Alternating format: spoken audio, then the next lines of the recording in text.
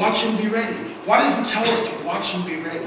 Why is he telling us to know the hour that your Lord is coming? What is he pointing us to? What are we to watch for? What are we to watch for? We're to watch for the prophecy. Now, that doesn't mean we become completely fanatical and don't leave the house. Nope, not today. There's got to be a balance, but we're told to watch. So part of our Christian walk needs to be watching and understanding the days we're living in and looking at the signs that are beginning to creep all around us. Here's the backstory. Remember, Jesus said it before, and he weeps over Jerusalem, that going to be every stone in the temple will be torn down, and you're going to be scattered throughout the nations. And in AD 70, Titus, the Roman general, comes down to Israel, okay, and destroys the temple. 1 million people are killed. The rest of them are scattered to the Roman Empire. We know from history that when a dominating culture attacks and overwhelms a lesser culture, usually within a generation, 20, 40 years, that culture ceases to exist. The history the dustbin of history is filled with cultures which have come and gone. They no longer exist. They no longer were here. Because a more dominant culture came, and that lesser culture was overwhelmed by the dominant culture. They ceased to exist. Not so with the Jews. The Jews were scattered throughout the Roman Empire, and yet they held tenaciously onto their religious beliefs. Next year, they would celebrate the Passover, which is the celebration of the angel of death passing over the firstborn of the Israelites and slaying the firstborn of the Egyptians, which finally let the Egyptians let Pharaoh let the Israelites go. That moment in time, that's what they celebrate. Now it's a 4,000-year-old celebration, and they used to say, next year in Jerusalem, next year in Jerusalem, next year in Jerusalem. That was their hope, even though why they were scattered. Then we get the prophecy from Ezekiel 37, that tells us in the latter days, the last days, latter days, I will regather you, Israel, from the four corners of the earth and reestablish you in your ancient homeland. So see, prophecy which is written in the Bible is happening right in front of our eyes. 1948, after almost 2,000 years of diaspora being scattered throughout the nations, Israel became a nation in a day, which fills a whole bunch of prophecies. It fills Ezekiel 37, and also fills Isaiah. Can a nation be born in a day? The desert blooms, the language is restored. They planted over 1 billion trees in Israel. It's just unprecedented. Never in the history of the world has the people that has been displaced from their original homeland come back almost 2,000 years later and go, hi, we're here. It's unprecedented. It's the hand of the living God, because he calls out ahead of time what is about to happen. Then Jesus gives us another prophecy. He tells us that Jerusalem would be trampled over by the Gentiles until the time of the Gentiles is over. So he's talking about the Jews being cast out and into the nations of the world. But then he's also giving us another prophecy, it's a dual prophecy, saying that Jerusalem will be trampled over by the Gentiles, non-Jewish people, until the time of the Gentiles is over. So you say, well, what does that have to do with me? Everything, because in 1967 that happened. Because in AD 70, the Romans came in and took Jerusalem. Gentile nation, right? Shortly after that, around 434, the Marzullis came in. And after them, the Muslims came in. And then around the year 1000, the Crusaders came in to about 1200. And then Saladin came in, another Muslim, and reconquered Jerusalem. And after him, the Ottoman Turks finally came in. The Ottoman Turks lost the war where they held it for about 400 years. Then the Brits took it over. Finally, the Jordanians took it over. And until 1967, when the Israelis finally took back the old city, thus fulfilling the prophecy of Jesus.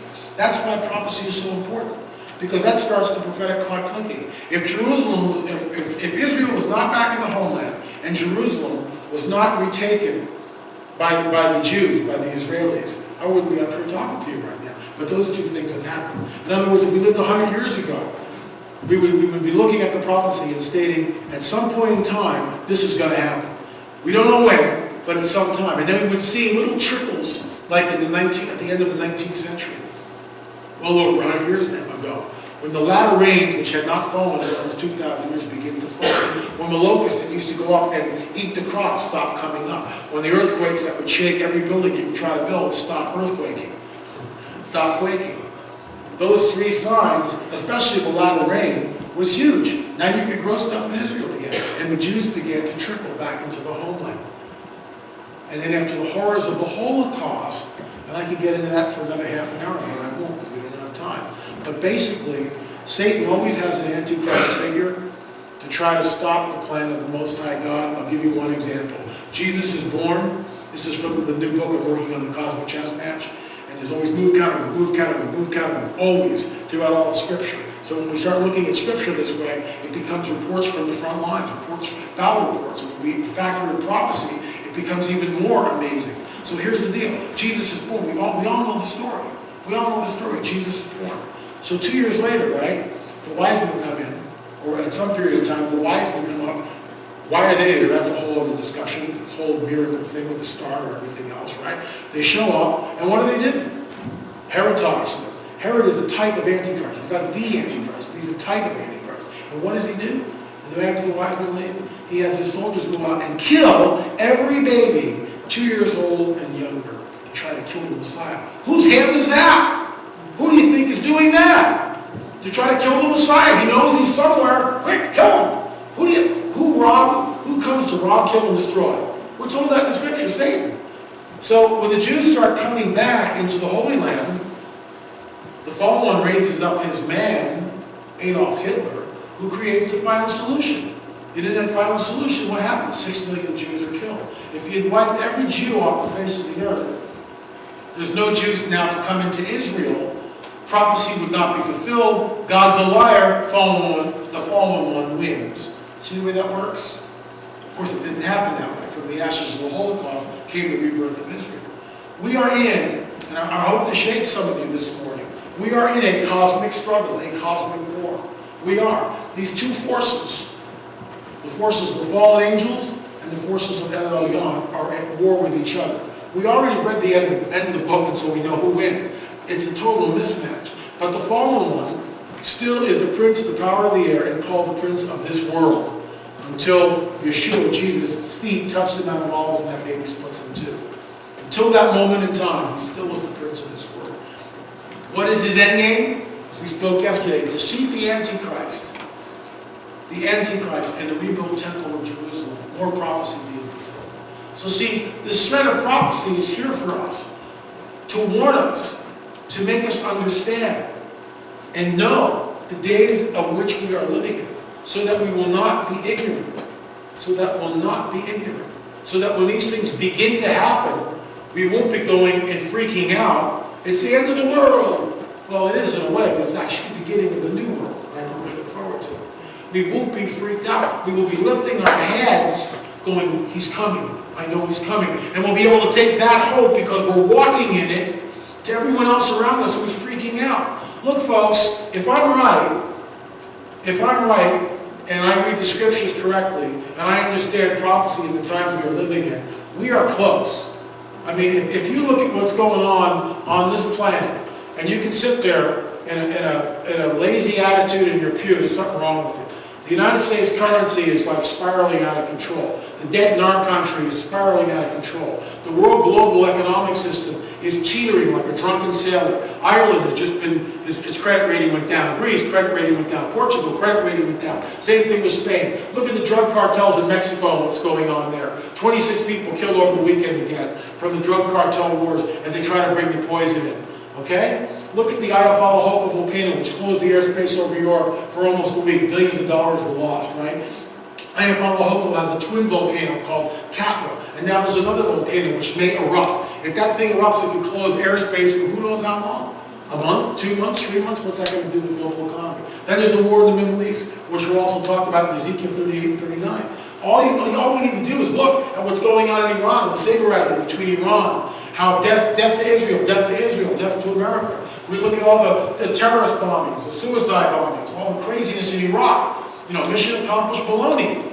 How many people died last weekend? And they were Christians that were blown up in the Catholic Church.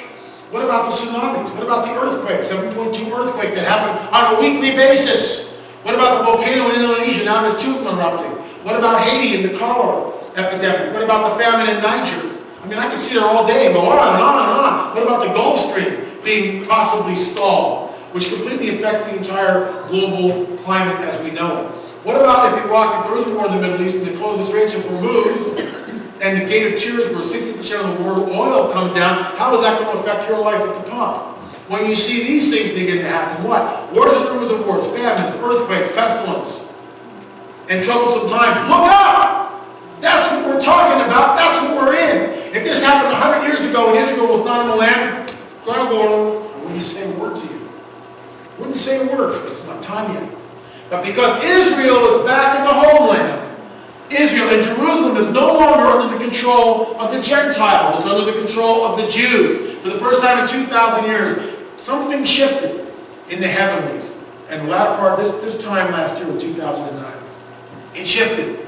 I felt it, other people felt it. We couldn't put our finger on it. All of a sudden in 2010 there's an earthquake, 6.4, 7.2, 8.0, earthquakes like crazy all over the place. Tsunamis, tidal waves. Russia this year, 500 fires over the summer, the worst drought in 1,000 years in Russia. What are they saying? Food shortage. Won't be able to export the wheat. See where it's going? Food shortage. Meanwhile, there's great floods in Poland and in Europe, wiping out those crops. You think this is normal? You think this is normal? In Haiti, 220,000 people died. How many people live in this town? 12,000? 15,000? Do the math, folks. That's almost 20 times the amount died in the Haitian earthquake. You see, we become numb. Turn off the tube, do the investigation on yourself, get some books and read it. Stop watching American Idol. Who cares about Lady Gaga and all the other slime junk that we're inundated with on a daily basis? All it does is distract us, hypnotize us, and keep us from seeing what is happening right in front of our faces. When Jesus rides in, he weeps over the city. They had it in the book. All they had to do was read it, count the years. The whole nation of Israel should have been lining up on that street. Millions of people in mass waiting. He's got to be coming soon. We were told in the book. All we have to do is count the years. They weren't. They missed it, and he weeps. How much more us, who have the internet? I have an iPad. I can't even believe it. I just go, dink, browse, blink, concordance, dink, touch, blink, dink, dink. It's all right there. I mean, I'm such a lazy scholar. Scroll, scroll, scroll, scroll. Click, oh, there it is. Then I what does this word mean? Dink, boom, think. It's like right there. 20 years ago, before computers, I had to drag out the lines, drag out the concordance, put it on the desk, boom, boom, boom, boom, boom, right? Take a half an hour to find a word. And the print's so small that you can't read it. The magnifying glass now. Now at the touch of a button, I can look up anything, any translation I want. At the touch of a button, scroll, scroll, scroll. That's no excuse. No excuse for anyone in this room not to know what's going on.